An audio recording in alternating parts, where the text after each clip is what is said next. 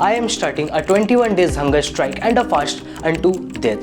ये शब्द कहे गए थे 6 मार्च 2024 को सोनम वांगचुक के द्वारा। सोनम वांगचुक जो कि अभी फिलहाल एक सब जीरो टेम्परेचर में 3500 मीटर्स अबव सी लेवल की हाइट पर भूख हड़ताल पर बैठे हुए हैं। और वो क्यों बैठे हैं? वो बैठे हैं हमारे देश, हमारे लद्दाख के लिए। और उनका साथ दे रहे हैं लद्दाख के 30,000 से भी ज़्यादा लोग। ये 30,000 से ज़्यादा लोग आपको शायद कोई छोटी अमाउंट लगे, बट ये कोई छोटी मोटी अमाउंट नहीं, बल्कि लद्दाख का टोटल पॉपुलेशन का 10% पॉपुलेशन है। आपको यूनियन टेरिटरीज या स्टेट का 10% पॉपुलेशन अगर सड़क पर बैठा हो तो ये कोई छोटी मोटी बात नहीं होती है, बहुत ही ज़्यादा बड़ी बात होती है। और ये प्रोटेस्ट चल रही है हमारे बीजेपी गवर्नमेंट के अगेंस्ट। पर बीजेपी ने ऐसा क्या किया, इसका रीज़न मैं आपको वीडियो के लास्ट में बताऊँगा। पर उससे पहले आज हम ये जानेंगे कि आखिर रीज़न क्या है ये सारे प्रोटेस्ट के पीछे। और आज का यही सवाल है। -17 degrees temperature. It's late night in Ladakh. Delay.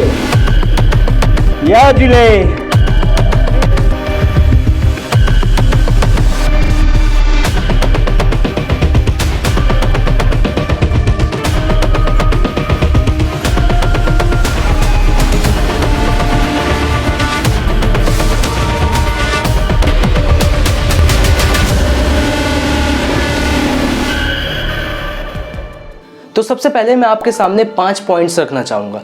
ये एक्चुअली में पॉइंट्स नहीं बल्कि सोनम वांगचुक और लद्दाख के लोगों के डिमांड्स हैं। तो सबसे पहला demand, social status and statehood for Ladakh. 2019 से पहले लद्दाख जम्मू एंड कश्मीर का हिस्सा हुआ करती थी, तो उस वक्त तो उसे सारी की सारी फैसिलिटीज़ मिलती थी। बट 2019 के बाद जब 370 को हटाया गया तो ये दोनों अलग अलग यूनियन टेरिटरीज में बढ़ गई। बट इससे नुकसान ये हुआ कि जम्मू एंड कश्मीर को तो सारी की सारी फैसिलिटीज़ मिलती ही रही, बट लद्दाख को क्या मिला? कुछ भी नहीं। और प्रॉब्लम सारी यहीं से ही स्टार्ट हुई। 2019 से पहले लद्दाख की तरफ से 4 MLAs की सीट हुआ करती थी। लेह से एक, कारगिल से एक, नुब्रा से एक, ज़ांस्कार से एक। और अभी कितने हैं पता है? टोटल 0।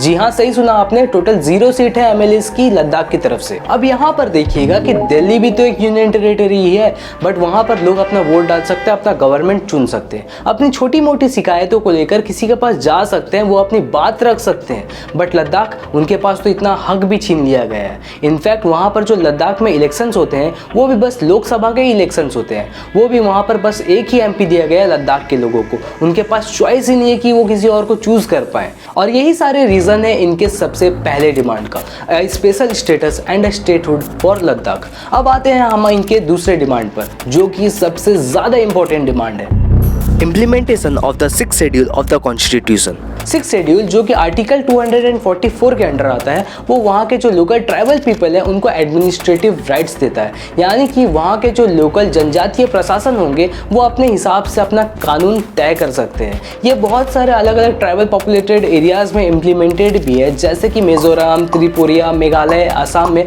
ये ऑलरेडी कानून इम्प्लीमेंटेड है। मज़े की बात तो ये है कि ये इम्प्लीमेंट करने के लिए 50% की ट्राइबल पॉपुलेशन होनी ज़रूरी है। बट लद्दाख में तो ये 97% की ट्राइबल पॉपुलेशन है। इन्हें तो मांगने की ज़रूरत भी नहीं है, इन्हें ऑलरेडी मिल जाना चाहिए बिना हाथ खड़े किए, बट इन्हें मिल नहीं रहा है। इसका रीज़न मैं आपको बाद में जब बीजेपी गवर्नमेंट के बारे में बताऊंगा उसमें मैं आपको बहुत ही अच्छे से समझाऊंगा। बट ये जो 6th शेड्यूल है ये आखिर चाहिए ही क्यों? तो देखिए, जो 6th शेड्यूल है ये जो लोकल ट्राइबल लोग हैं उन्हें एम्पावर करती है कि वो अपना कानून खुद बना सके। अब हर एक एरियाज़ का खुद का एक इकोसिस्टम होगा, उनकी खुद की एक बायोलॉजिकल डाइवर्सिटी होगी, तो उस हिसाब से उनके जो वहाँ के जो लोकल लोग होंगे वो इस नेचर को सबसे बेहतरीन तरीके से समझ सकते हैं, तो उस हिसाब से सबसे बेहतरीन कानून वो बना सकते हैं। इसलिए ये 6th शेड्यूल इंप्लीमेंट करना बहुत ही इंपॉर्टेंट बात होगी। तो 2023 के स्क्रॉल के रिपोर्ट्स के हिसाब से बहुत सारे मल्टी डेवलपिंग प्रोजेक्ट्स जो हैं वो अभी अंडरवेज हैं लद्दाख में, और यहाँ पे हैं उनके कुछ सारे list. Geothermal power plant in Piuga Valley by ONGC, green hydrogen unit by NTPC, solar power generated electricity system for transmitting power from Ladakh to Haryana, 7 other hydropower projects on river Indus, clearing out 157 acres of forest land to set up electricity transmission lines. अब इन्हीं सारी projects की वजह से वहाँ का जो natural balance है वो पूरा का पूरा बिगड़ जाएगा, पूरा इम्बैलेंस हो जाएगा। अभी फॉर एग्जांपल अभी जो 157 एकर्स ऑफ फॉरेस्ट को काटने का प्लान है, अगर वो काट देते हैं तो उसकी वजह से जो सॉइल में पकड़ होगी मजबूत, वो पूरी की पूरी तहस नहस हो जाएगी, जिसकी वजह से जो लैंडस्लाइड्स का खतरा होगा वो लद्दाख में बहुत ही ज़्यादा बढ़ जाएगा। अब जो सोलर पावर प्लांट वाली जो सिस्टम है उसकी वजह से वहाँ की बहुत ही ज़्यादा high amount of area occupy हो जाएगी, जिसकी वजह से वहाँ के जो नोमैड्स है, नोमैड्स की जितनी एरिया होगी वो भी ऑक्यूपाई हो जाएगी। बहुत सारे नुकसान होंगे इस चीज़ से। क्या क्या नुकसान बताऊँ, एक नहीं बहुत ही ज़्यादा है। अचानक से लैंडस्लाइड बढ़ जाएगी, अचानक से फ्लैश फ्लड का खतरा है। वहाँ के बहुत सारे ग्लेशियर्स है, ग्लेशियर्स में बहुत सारे इफेक्ट होंगे। वहाँ पर प्री हीटिंग स्टार्ट हो जाएगी, वहाँ पर हीटिंग बहुत ज़्यादा होगी।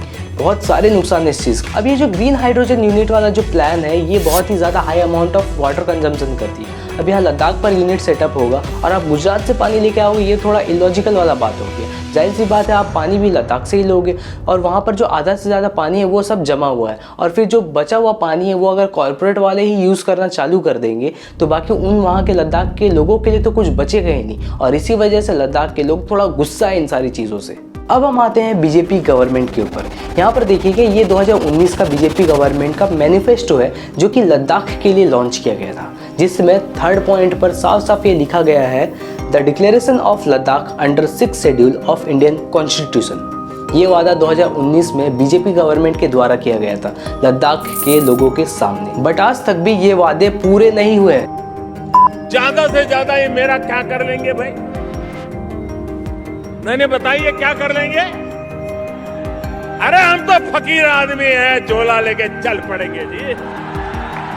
अब आपको क्या लगता है कि ये कोई पहला प्रोटेस्ट है? तो बिल्कुल भी नहीं। इससे पहले भी बहुत सारे प्रोटेस्ट इरप्ट हो चुके हैं वहाँ के लोकल पब्लिक के द्वारा 370 हटने के बाद। 2020 में होम मिनिस्टर अमित शाह जी के साथ मिलकर एक डिस्कशन हुआ, तो फिर 2023 में होम मिनिस्टर अमित शाह जी ने एक कम्युनिटी बनाई HPC, यानी कि हाई पावर्ड कम्युनिटी, जो कि लद्दाख के बारे में डिस्कशन करेगी वहाँ के सिविल ग्रुप्स के साथ, जैसे कि लेह एपेक्स बॉडी, लैब और Kargil democratic alliance KDA। HPC के साथ सिविल ग्रुप्स ने मिलकर बहुत सारे डिस्कशन भी किए, बट इसका नतीजा ये निकला कि ये सारे मिलकर भी कोई एक कॉन्क्रीट आउटकम में नहीं पहुंच पा रहे थे, यानी कि कोई एक पक्का नतीजा वहां से बाहर ही नहीं निकल रहा था। एक इंडिपेंडेंट जर्नलिस्ट आकिब जावेद ने 4 मार्च 2024 को ये कहा कि गवर्नमेंट ने ये साफ साफ क्लियर कट कह दिया है कि वो लोगों के एक्सपेक्टेशन को मीट नहीं कर सकती है। जावेद ने international crisis group think tank के जो एनालिस्ट हैं उनको ये कहा कि ये गवर्नमेंट तब तक कोई एक एडमिनिस्ट्रेटिव मूव नहीं लेगी जब तक उन्हें कोई एक प्रॉपर पर्टिकुलर प्रॉफिट नहीं हो जाती है। इनफैक्ट हमारे जो JNK के फॉर्मर जो गवर्नर थे सत्यपाल मलिक, उनका भी कुछ इसी तरह का ही कहना था। वो 370 हटाने से ज़्यादा इसका बुरा मानते हैं। बिल्कुल, तो किया क्यों ये? इसमें भी मेरी कोई सलाह नहीं थी, लेते तो मैं मना करता।